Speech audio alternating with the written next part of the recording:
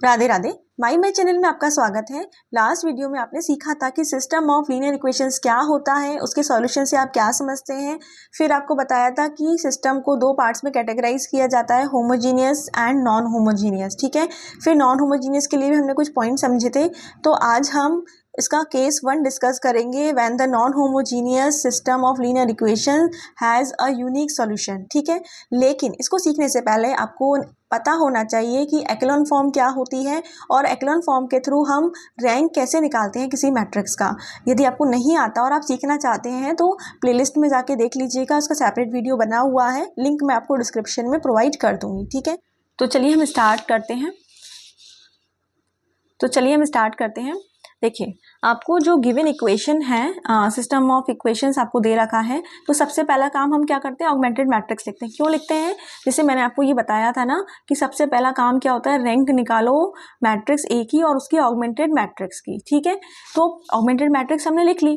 ठीक है, तो ऑगमेंटेड मैट्रिक्स कैसे लिखी? जैसे हमने यहाँ कोफिशिएंट देखिए, यहाँ कितना है 1, यहाँ 2 और -1, तो 1 2 -1 लिखा, राइट साइड 3 था तो 3 लिखा और बीच में डैश डैश कर देंगे या डॉट डॉट कर देते हैं। ठीक है, फिर हम सेकंड इक्वेशन से भी इस तरीके से लिखेंगे, 3 -1, फिर ये 2, फिर ये 1, ऐसे ही बाकी दो इक्वेशन से हमने लिखा।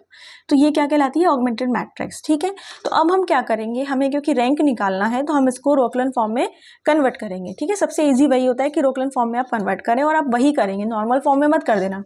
ठीक है, तो उसके लिए क्या किया, एक्लोन फॉर्म के लिए यहाँ 1 होना चाहिए, तो ऑलरेडी है, बहुत अच्छी बात है। इसके नीचे 0 बना लें, तो 0 बनाने के लिए क्या किया, R2 में R2 - 3 R1, यानी कि इसमें से इसके R1 के 3 गुने को माइनस कर दे तो 0 आ जाएगा। ये याद रखना, ये 1 जो है लीडर है, ये सबको 0 बनाने में हेल्प करेगा। ठीक है, फिर R3 मतलब रो 3, इसमें क्या करेंगे, इसमें से R1 के ट्वाइस को माइनस कर देंगे और R4 में से क्या करेंगे, R4 - R3 करेंगे तो डायरेक्टली 0 आ जाएगा।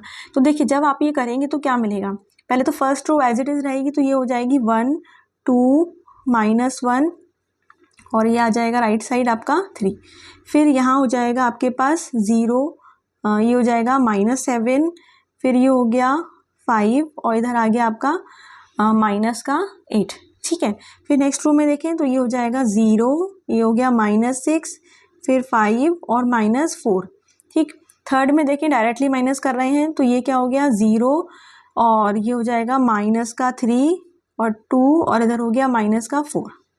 ठीक, तो ये हो गया है ना। इसके बाद हम क्या करेंगे, अब हमारे यहाँ तो आ गया, अब नेक्स्ट रो में देखें तो नेक्स्ट रो में करने के लिए यहाँ पे पहले 1 बनाना पड़ता है। तो 1 कैसे ला सकते हैं हम, जब अगर मान लो इसमें से इसे माइनस कर दे तो -1 आएगा, लेकिन इसमें से इसे माइनस कर दे तो 1 आएगा। कहाँ पे, यहाँ पे, मतलब हम ये कर सकते हैं यहाँ पे कि R3 में हम कर दें R3 - R2, तो देखिए आपको क्या मिलेगा, 1 2 -1 और ये फर्स्ट रो तो हमारी एज इट इज़ रही। R3 में ऑपरेशन लग रहा है तो R2 भी एज इट इज़ रहा। यहाँ 5 और -8, R3 - R2 कर दें तो ये तो हो गया 0, -6 में से -7 गया तो ये हो गया 1, ये हो गया 0 और ये हो गया आपका 4। ठीक है, और लास्ट रो भी एज इट इज़ रहेगी क्योंकि इसका तो हमने कोई ऑपरेशन ही नहीं लगाया। अब क्या करें, हमें यहाँ 1 लाना था तो 1 तो यहाँ है, तो हम इन दोनों को इंटरचेंज कर लें, तो हम यहाँ लिख लेंगे R2 इंटरचेंज विथ R3, तो क्या मिलेगा, ये हो गया आपके पास 1 2 -1 और ये हो गया 3, फिर हो गया हम यहाँ पे थर्ड रो को ला रहे हैं तो 0 1 0 4, फिर हो गया ये 0 -7 5 और -8, 0 -3 2 और -4, ये आ गया। ठीक है, अब यहाँ 1 आ चुका है तो 0 बनाना है, तो 0 बनाने के लिए हमें क्या करना पड़ेगा, इसके 7 टाइम को उसमें ऐड करना पड़ेगा। तो यानी कि हमें ये करना है R3 में, तो R3 में क्या करना है, R3 में R3 + R2 करें, R3 + 7 R2 है ना, या 7 आएगा। और फिर यहाँ पे हम R4 में क्या करें, इस तरीके से R4 + 3 टाइम्स R2, इसमें 3 का मल्टीप्लाई करके ऐड करेंगे तभी तो 0 बनेगा। तो देखिए, तो ये क्या आ जाएगा,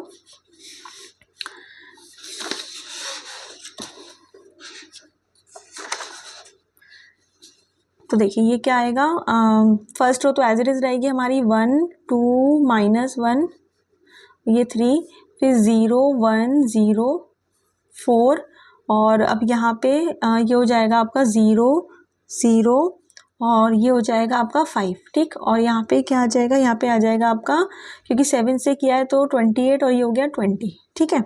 फिर ऐसे अब यहाँ पे हमने 3 से मल्टीप्लाई करके हम ऐड कर रहे थे, तो ये हो गया 0 हो गया, ये 0 हो गया, यहाँ पे 2 रहेगा और ये 12 और 4, ये कितना हो गया 8 हो गया, ठीक है, ये आ गया। अब हम क्या करें, अब हम यहाँ पे 1 बनाना चाहते हैं, तो 1 बनाने के लिए अब देखो मतलब कई सारे तरीके हैं, पर एक तरीका ये भी है कि इसमें 5 के मल्टीपल है तो 5 से डिवाइड कर दें इस रो में।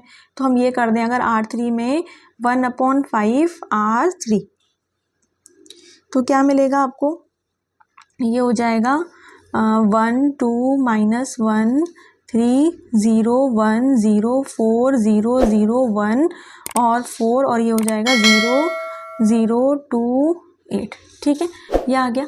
अब यहाँ पे भी हम 0 बड़े आराम से ला सकते हैं, तो यहाँ पे क्या आ जाएगा, देखो R4 में हम क्या करें, R4 - 2 R3 कर दें।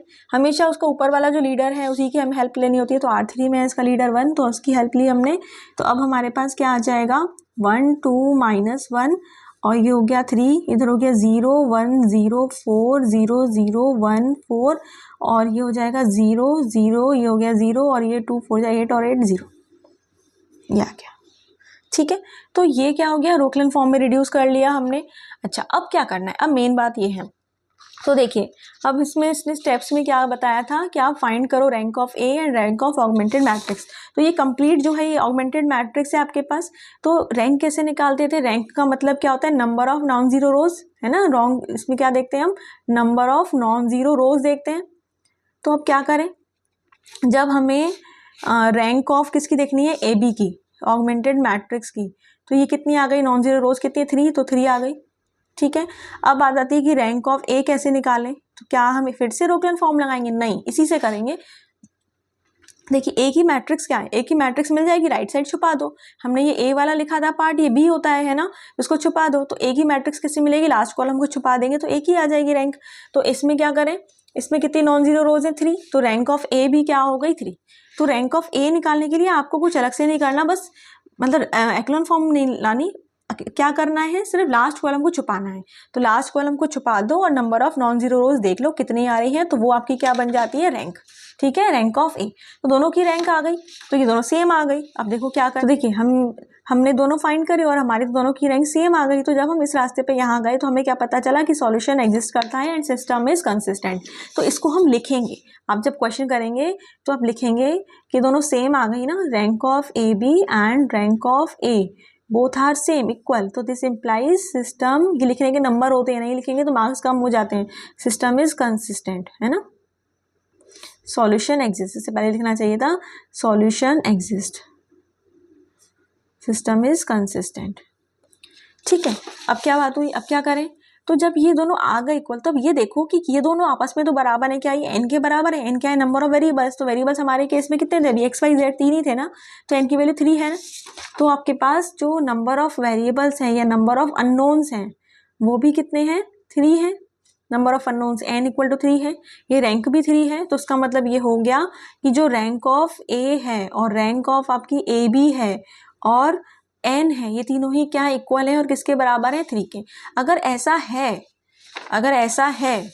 तो क्या है इसका मतलब, यूनिक सॉल्यूशन। अगर ऐसा नहीं होता तो इनफाइनाइट सॉल्यूशंस होते हैं, ये मैं नेक्स्ट वीडियो में आपको बताऊंगी, ठीक है। तो ये इक्वल है और तो उसका मतलब ये हो गया कि सिस्टम हैज यूनिक सॉल्यूशन। तो हम क्या लिख देंगे, सिस्टम हैज यूनिक सॉल्यूशन। तो वो आपसे सिर्फ कहे कि टेस्ट करो कि यूनिक सॉल्यूशन है या नहीं, या किस टाइप का सॉल्यूशन है, तो यहाँ पे खत्म। लेकिन वो सॉल्यूशन फाइंड करवाए कि वो एक्स वाई जेड की वैल्यू भी बताओ, तो क्या करेंगे, क्योंकि मोस्टली यही होता है, अगर यूनिक सॉल्यूशन का क्वेश्चन होगा तो आपको एक्स वाई जेड निकालना ही पड़ेगा। तो देखिए क्या करेंगे, जो ये लास्ट स्टेप हमारे पास आया है ना, जहाँ पे रोकलन फॉर्म में रिड्यूस किया था, इसकी हेल्प लेंगे, ठीक है। अब इसकी हेल्प लेके हम करेंगे कैसे, जैसे अभी हमने जब क्वेश्चन स्टार्ट किया था करना, तो हमने क्या किया था, यहाँ पे हमने गिवन सिस्टम ऑफ जो इक्वेशंस थी उसकी हेल्प से हमने मैट्रिक्स लिखी थी, है ना। यानी कि इक्वेशन से हमने मैट्रिक्स लिखी थी। तो अब हमें क्या करना है, अब हमें ये जो लास्ट में ये जो मैट्रिक्स मिली है ना, इसकी हेल्प से इक्वेशंस लिखनी है, ठीक है। तो इक्वेशंस कैसे लिखें, तो इक्वेशंस के भी नीचे से चलना है, नीचे से डाउनवर्ड, है ना। बॉटम में जो रो हो नॉन जीरो वाली, तो ये तो जीरो है, इसको तो छोड़ो, सिर्फ यहाँ से देखो। तो ये हमारा एक्स का कॉलम होता है, ये वाई का, ये जेड का। तो हम इक्वेशन लिखेंगे, वो भी नीचे से लिखेंगे। तो हमारी इक्वेशन क्या बनेगी, देखिए यहाँ पे इक्वेशन क्या हो जाएगी, ये 1 इंटू जेड, यानी कि जेड इक्वल टू क्या आ जाएगा 4। तो जेड इक्वल टू 4 आ गई इक्वेशन। फिर तो जेड की वैल्यू सीधे 4 ही मिल गई। फिर हम और ऊपर चले तो यहाँ से हमारे पास क्या मिलेगा, 1 इंटू वाई, यानी कि वाई प्लस 0 जेड। तो जीरो ही है, नहीं भी लिखें इस टर्म को तो दिक्कत नहीं है। तो 4 हो गया, तो वाई इक्वल टू क्या मिल गया हमको 4, ठीक।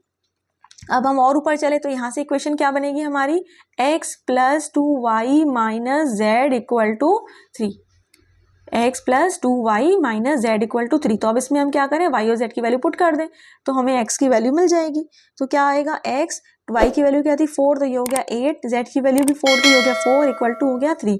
तो x प्लस 4 इक्वल टू 3, तो x इक्वल टू कितना हो गया -1। तो हमें क्या पता चला कि x की वैल्यू तो -1 है, y की वैल्यू 4 है और z की वैल्यू भी क्या है 4। तो ये यूनिक हमें सेट ऑफ वैल्यूज मिला x y z का, जो कि हमारे गिवन इक्वेशन और सिस्टम को सेटिस्फाई करेगा। एक बात और याद रखिएगा, जैसे आपको श्योरिटी करनी है कि हाँ हमारा आंसर ठीक है या नहीं, तो आपको एग्जाम में क्या करना चाहिए, जब आप एक्स वाई जेड की वैल्यू निकाल लेना, तो आप कम से कम 2 इक्वेशंस में पुट करके देख लीजिए क्या वो सेटिस्फाइड है या नहीं है। कम से कम 2 होनी चाहिए सेटिस्फाइड, ऐसा नहीं एक में रख दें और आप सोचें कि सही है, नहीं, कम से कम 2 में रख के देखना, क्योंकि ये ऐसा सेट है जो सबको करेगा। अगर 2 को कर देगा तो सबको कर देगा, ठीक है। तो आई होप आपको ये समझ आया होगा। अब इसके बाद आपको मैं कुछ क्वेश्चन सिखाती हूँ जिनको आपको सॉल्व करना है। ये देखिए, ये आपके पास ये कुछ क्वेश्चंस दे रखे हैं, सिस्टम ऑफ इक्वेशंस हैं, और आपको उसको सॉल्व करके एक्स वाई जेड की वैल्यूज़ फाइंड करनी है। आप मुझे कमेंट करके बताइएगा कि आपका सही आंसर आया या नहीं आया। अगर कहीं डाउट हो तो आप मुझे इंस्टाग्राम पे पिक भेज दीजिएगा, मैं आपका सॉल्यूशन चेक कर लूँगी। अपने दोस्तों के साथ शेयर करें, अगर वीडियो को लाइक करें अगर आपको अच्छा लगा हो, और कमेंट करके बताएं कैसा लगा। आपके कमेंट बहुत मोटिवेट करते हैं। Wish you all the best, take care, best wishes for your exam. Radhe Radhe.